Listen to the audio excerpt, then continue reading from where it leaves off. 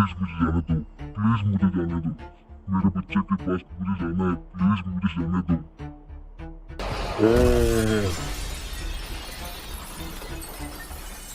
Hi guys, my name is Sumi and welcome back to another case study with me. और आज की video में start करने से पहले मैं ये बोलना चाहूँगा कि अगर 18 प्लस नहीं 18 प्लस हो या ना हो मुझे उससे फ़र्क नहीं पड़ता, बट खुदा है अंदर सुनने की हिम्मत है तो ही वीडियो आगे देखना, नहीं तो मत देखना यार, क्योंकि वीडियो में बहुत ज़्यादा वायलेंस है। और वीडियो स्टार्ट करने से पहले मैं ये भी बताना चाहूँगा कि हमारी वीडियो थोड़ी अलग है। हमारी वीडियोस में विक्टिम्स खुद आके अपनी स्टोरी सुनाते हैं, जिससे आपको काफ़ी हेल्प होती है अच्छे से समझने में। ठीक है, वो कैसे वीडियो में आगे पता चलने वाला आपको। ठीक है, तो स्टार्ट करते हैं आज की वीडियो, लेट्स गो। हाय, मेरा नाम कला है और मैं मनार गांव की रहने वाली हूँ। मुझे ना एक लड़के से प्यार हो गया था जिसका नाम है अनिल। अनिल पता नहीं कैसे, बट वो मेरे घर के पास ही रहता था और वो थोड़ी ही दूर रहता था, इसीलिए मतलब हमारा मिलना जुलना अक्सर हुआ करता था। तो मुझे उससे प्यार था और धीरे धीरे अनिल को भी ये पता चल गया कि मैं उससे प्यार करती हूँ और अब उससे भी मुझसे प्यार हो गया था और हम धीरे धीरे मिल रहे थे, मतलब अकेले में। अब मुझे भी ऐसा लग रहा था कि अनिल मुझसे बहुत ज़्यादा प्यार करने लगा और मुझसे सच्चा प्यार करता है और मैं ना आगे से शादी करना चाहती हूँ। ये मुश्किल होने वाला है बहुत, क्योंकि हमारे फैमिली वाले ना मतलब ये जात पात में बहुत ज़्यादा मानते हैं, तो मुझे पता है वो बहुत मुश्किल से मानेंगे। तो एक दिन हम और अनिल ये डिसाइड करते हैं कि हम भाग कर शादी कर लेंगे और हम ऐसा ही करते हैं। तो 2007 में हम दोनों भाग कर शादी कर लेते हैं और हम ना हमारे परिवार वाले तो वैसे ही मान नहीं रहे थे, तो हम उनसे कहीं दूर जाकर रहने लगे। हमने एक किराए का घर लिया और हम उसमें हंसी खुशी रह रहे थे। और अब 1 साल से भी ज़्यादा हो चुका था हम दोनों को साथ में रहते हुए, और अब पता है हमारा एक बच्चा भी हो गया है। अब सभी मम्मी पापा की तरह हमारी भी जिम्मेदारियां बहुत बढ़ चुकी है, क्योंकि हम भी मम्मी पापा बन चुके हैं, तो हमें भी अब ध्यान से रहना पड़ता है। और इसीलिए ना अनिल को घर से बाहर कमाने के लिए जाना पड़ेगा अब। तो फाइनली एक दिन वो आ गया था जब अनिल घर से बाहर कमाने के लिए गया, और अब ना वो महीनों महीनों पर घर पर नहीं आता है। और अब जिंदगी बहुत मुश्किल होने वाली थी मेरे लिए, मुझे धीरे धीरे पता चल रहा था, क्योंकि मेरा एक दोस्त था, मेरा बचपन का दोस्त, वो मुझसे अक्सर मिलने आया करता था मेरे घर पे।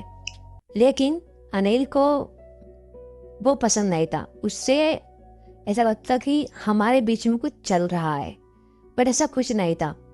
पता नहीं अनिल ऐसे क्यों सोच रहा है। मैं तो अनिल से बहुत ज़्यादा प्यार करती हूँ और मुझे ही पता अनिल भी मेरे से बहुत प्यार करता है, पर पता नहीं वैसे क्यों सोच रहा है। वो सिर्फ मेरा दोस्त है और कुछ नहीं। अब हमारे बीच में छोटी मोटी नोकझोंक हुआ करती थी और ऐसे ही धीरे धीरे 2009 आ गया और अब 2 साल हो चुके थे हम दोनों की शादी को। देखो, ऐसा नहीं है कि अनिल मुझसे प्यार नहीं करता है, लेकिन उसकी बीमारी ऐसी है, सबकी बीमारी, और जब सबकी बीमारी लग जाए तो वो पीछा नहीं छोड़ती आसानी से, और ये मुझे पता था। तो अब आप सुमी से हमारी कहानी सुनिए। सबकी बीमारी ना अच्छे अच्छों का घर खा गई है और अब ऐसा ही अनिल के साथ हो रहा था। और कला ने आपको अपनी स्टोरी अच्छे से समझाई होगी, आई नो। सो अब कहानी में आगे बढ़ते हैं। अनिल को ऐसा लग रहा था कि कला अब उससे प्यार नहीं कर रही है और उसका मन उसे लग रहा था कि धीरे धीरे अनिल से भर रहा है।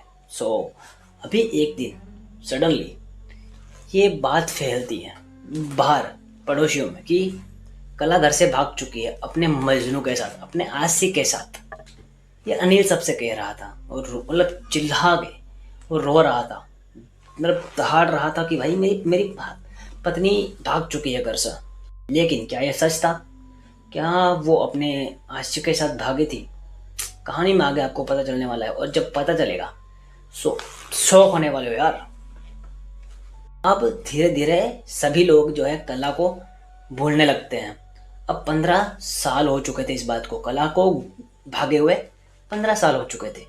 और अभी मन्नार गांव के पुलिस स्टेशन में एक अनोनिमस लेटर आता है और पुलिस मस्ती से सुबह सुबह चाय की चुस्कियाँ ले रही थी और बातें कर रही थी, लेकिन उस लेटर में कुछ ऐसा लिखा था जो पढ़ने के बाद उनकी चाय की चुस्कियाँ रोकने के लिए काफ़ी था।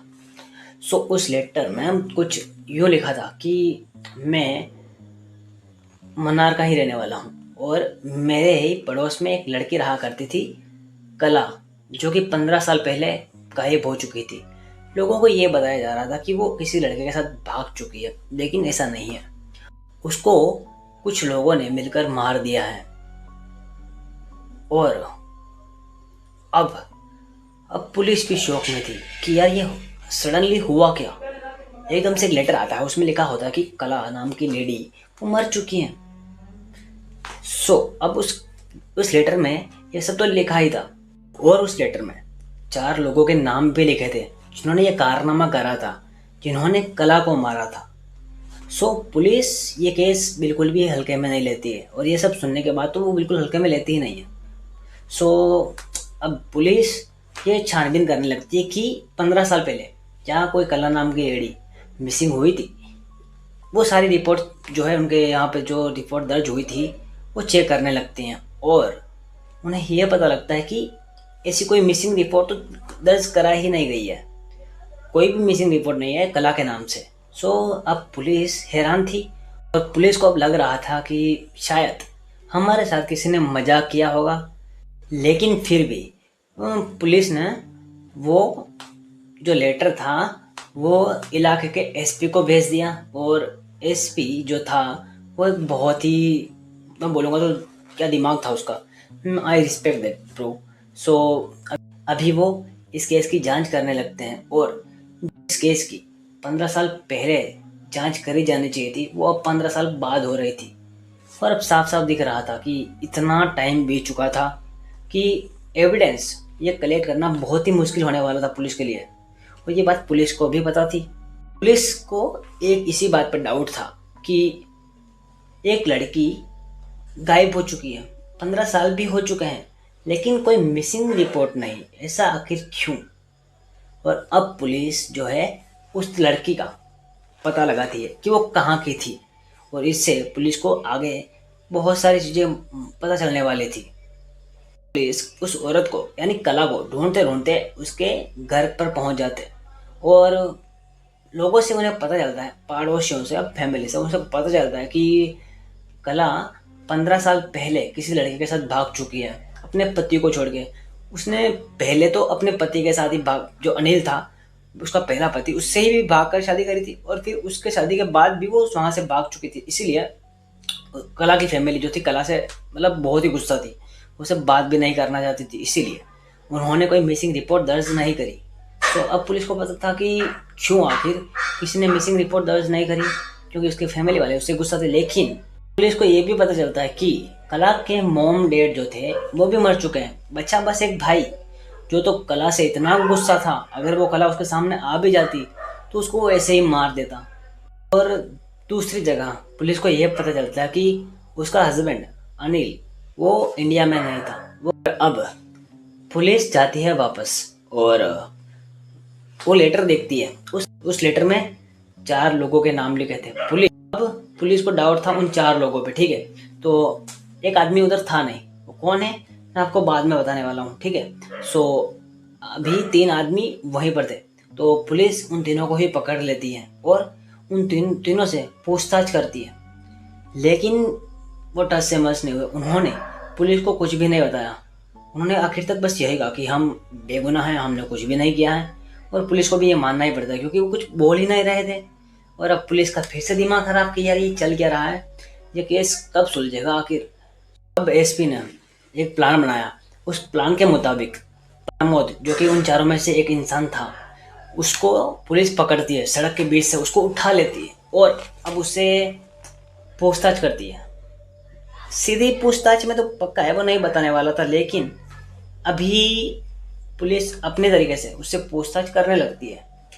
सो काफ़ी टाइम तक तो वो मानता नहीं है, लेकिन फिर अब आपको तो पता ही है पुलिस की खातिरदारी बहुत अच्छी होती है, तो अच्छे इंसान पिघल जाते हैं। तो वो भी पुलिस के प्यार में आकर मान गया।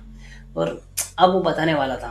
पर पुलिस सुनने के बाद ये सब पुलिस भी हैरान थी। अब प्रमोद अपनी सच्चाई धीरे धीरे उगलने लगा कि हाँ, हमने ही कला को मारा था। हम तीनों ऐसा नहीं करना चाहते थे, लेकिन वो हमारे दोस्त को धोखा दे रही थी। और वो दोस्त और कहीं नहीं बल्कि अनिल ही था, यानी उसका ही हस्बैंड, कला का हस्बैंड अनिल, वो ही था। तो अब पुलिस को ये तो पता चल गया था कि कला को किसने मारा है, क्योंकि ये सब उसने बता दिया था। और अब जो है पुलिस उससे पूछती है कि कला की लाश कहाँ है, तुमने उसकी लाश कहाँ छुपाई। लेकिन प्रमोद कुछ भी नहीं बोल रहा था। शायद उन्होंने कुछ ऐसा करा था जो कि बताने के लायक ही नहीं था, या फिर इतना डरावना था कि वो खुद ही डर रहा था उन्हें बताने के लिए।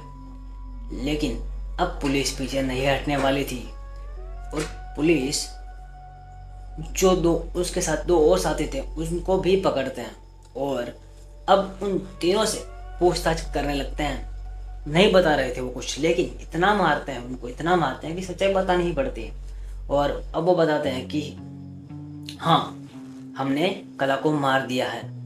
और क्यों मारा है उनको, तो मैं बताता हूँ क्यों मारा है। हम बताते हैं कि क्यों मारा है। वो हमारे दोस्त को धोखा दे रही थी, वो किसी और लड़के के साथ रंगरलियां मना रही थी। सो मेरे दोस्त को और हमको और मेरे दोस्त अनिल को ये बात पसंद नहीं थी। हमको गुस्सा आ रहा था, और बस मेरे दोस्त अनिल को बस उसे मारना था। और हम उसकी हेल्प करने वाले थे, क्योंकि वो हमारा दोस्त है, हम ऑब्वियसली उसकी हेल्प करेंगे। सो हम क्या करते हैं, मस्त दारू पीकर घर जाते हैं और पीछे से कला को एक रोड से मारते हैं और फिर उसका गला दबा देते हैं। और अब इस टाइम पे हमें लग रहा था कि कला मर चुकी है, और हम कला को अपनी एक गाड़ी में बिठाकर ले जाते हैं उसकी लाश को कहीं ठिकाने लगाने के लिए। लेकिन काफ़ी देर इधर उधर भटकने के बाद हमें यह पता नहीं चल रहा था कि हम कला की लाश को कहाँ ठिकाने लगाएं। अनिल की नज़र कला की बॉडी पर पड़ती है। वो सांस ले रही थी, वो जिंदा थी, अभी तक वो जिंदा थी, लेकिन उसे बचाना ये उन चारों के मन में नहीं था। उसको तो बस उसे मारना ही था। सो अब प्रमोद अनिल से कहता है कि भाई हम करें क्या, ऐसे तो हम पकड़े जाएंगे। सो अब अनिल एक आइडिया लगाता है, और वो आइडिया इतना भयंकर होने वाला था, ना तो आप सोच पाओगे ना मैं सोच पाऊंगा, ना ही मैं सोच पा रहा हूँ यार क्या था वो। सो अब अनिल ये कहता है कि हम इसको वापस घर लेके जाएंगे पहले तो, और वो फाइनली और वो वैसा ही करता है। अनिल कला की बॉडी को घर लेकर जाता है जो कि जिंदा थी, और अब वो उसको घर के पीछे की साइड लेकर जाते हैं। और सेप्टिक टैंक, जी हाँ सेप्टिक टैंक, यानी अपने घर का गटर जिसमें हम सुसु पोटी ये सब हमारी वहाँ पर जागती है, जहाँ पर जमा होती है, उस जगह का वो ढक्कन खोलते हैं। और वो अनिल कहता है कि हम कला की बॉडी को इसमें फेंकने वाले हैं। और वो ऐसा ही करते हैं। चारों मान चुके थे इस बात को, और वो उस सेप्टिक टैंक का ढक्कन हटाते हैं। उस सेप्टिक टैंक की इतनी बदबू थी कि अनिल को तो वहाँ पर उल्टियाँ होने लगी थी। और अब वो क्या करते हैं, कला की बॉडी को उठाते हैं और नीचे फेंकने लगते हैं। तभी कला उठ खड़ी होती है और उनका हाथ पकड़ लेती है। उसने टाइट हाथ पकड़ लिया था उनका, वो छोड़ नहीं रही थी, वो रो रही थी। हाँ मुझे बदबू आ रही, बहुत सारी बदबू आ रही है, प्लीज़ मुझे बाहर निकालो प्लीज़। और उसके शब्द पता थे क्या थे, प्लीज़ मुझे मेरे बेटे के पास जाने दो, प्लीज़ मुझे मेरे बच्चे के पास जाने दो। लेकिन वो बिल्कुल भी रहम नहीं दिखा रहे थे और ना ही दिखाने वाले थे। और अब धीरे धीरे कला की पकड़ अब कमज़ोर हो रही थी, और फाइनली कुछ टाइम बाद कला के हाथ छूट जाते हैं और वो उस गटर में जा गिरती है। और अनिल उस गटर का ढक्कन वापस लगा देता है। और अब अगले 2 मिनट तक चीखने चिल्लाने की आवाज़ आ रही थी उस गटर से। उफ यार, क्या मतलब मेरे बोलने में ही फट रही यार, कितनी मुश्किल। मतलब मेरे घर के थोड़ी दूर, मैं रियलिटी बता रहा हूँ कि मेरे घर से थोड़ी दूर एक घर है जिसमें काफ़ी बार गटर खाली, ऐसा मतलब सेफ्टी टैंक खाली करा जाता है, क्योंकि वो बड़ी फैमिली है। सो वो थोड़ा दूर है हमारे घर से, 2 मिनट का रास्ता है, थोड़ा दूर है घर। लेकिन फिर भी उसकी इतनी बदबू होती है कि हमारे घर में सारी खिड़कियां बंद होने के बावजूद भी उस बदबू, वो जो बदबू है वो हमारे घर में आ जाती है।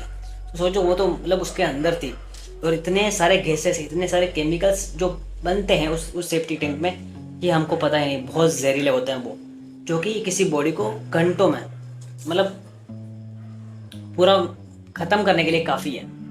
सो अब कला के साथ ही ऐसा ही हुआ था, और अब धीरे धीरे वो सब इधर उधर हो जाते हैं और अपने काम में लग जाते हैं, आम जिंदगी अपनी जीने लगते हैं वापस से। और अब पुलिस को ये सब पता चल रहा है, और अब पुलिस ने ये सब सुन लिया था, और उन तीनों को और अब वो पूछते हैं कि अनिल कहाँ पर है। तो अनिल यहाँ पर नहीं था, अनिल इजराइल था, और इजराइल से अनिल को यहाँ पर लाना बिना किसी एविडेंस के ये मुश्किल था। सो इसीलिए पुलिस पहले अनिल के घर जाती है, और वो उस सेप्टिक टैंक के ढक्कन को हटाती है। 15 साल बाद उस सेप्टिक टैंक के ढक्कन को हटाती है पुलिस, और अब उस सेफ्टी टैंक में सारे कीचड़ को, मतलब इतना जो गंदा था कि उस सारी पोटी को, और जो सुसु होती है उसको बाहर निकालते हैं, और उस कीचड़ में, मैं कीचड़ ही बोल रहा हूँ, छोड़ तो मैं उसको गंदा नहीं बोल रहा, मैं कीचड़ बोल रहा हूँ। उस कीचड़ में पुलिस को एक लॉकेट मिलता है जो कि कला का ही था, और उसमें कुछ बालों के एक मतलब जुट्ठा मिलता है, एक ऐसे चोटी आती है ना, वो मिलती है पुलिस को, और कुछ हड्डियाँ।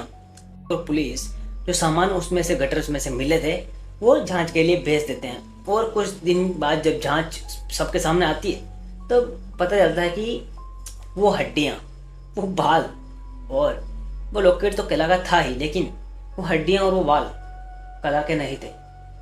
और वो किसके थे वो हमें भी नहीं पता कि वो किसके थे। तीनों आदमी पकड़े जा चुके थे। अनिल को पकड़ना थोड़ा नामुमकिन था क्योंकि वो इजराइल था, शायद वो अभी तक नहीं पकड़ा गया है क्योंकि हमारे पास आगे की कोई जानकारी नहीं है। सो आई होप कि कला की आत्मा को शांति मिले। और आज का हमारा केस हम यहीं पर समाप्त होता है। गर्मी बहुत है यार, पंखा बंद कर रखा है मैंने, फिर भी मैं वीडियो बना रहा हूँ। तो प्लीज़ यार जो है चैनल को सब्सक्राइब ज़रूर कर देना और वीडियो को लाइक ज़रूर कर देना अच्छी लगे तो। और